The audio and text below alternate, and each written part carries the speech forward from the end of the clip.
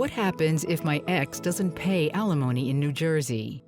If you are in New Jersey and you have a court order obligating a partner to pay support and that support is not paid, you do have remedies available to you.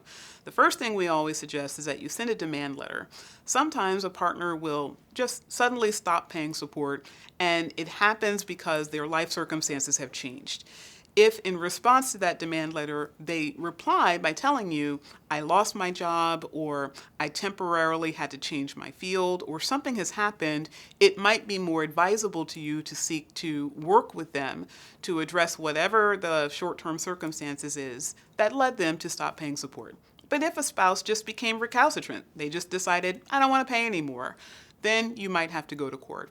In those circumstances, you can ask a court to enforce the obligation. And not only are there remedies available to you for the enforcement, but for the cost of enforcement.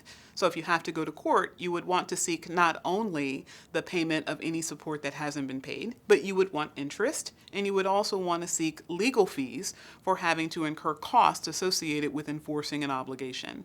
Whether or not a court is going to immediately enforce that obligation, or what oftentimes happens, the partner who stopped paying says, hey, I had a change in circumstances, and thus the court now says, we might have to look at that, could warrant a mediation or some type of further financial review by the partners to determine whether or not enforcing that obligation would still be fair.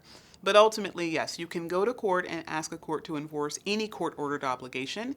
And if someone just decided not to comply with a court order, there can be some very severe consequences.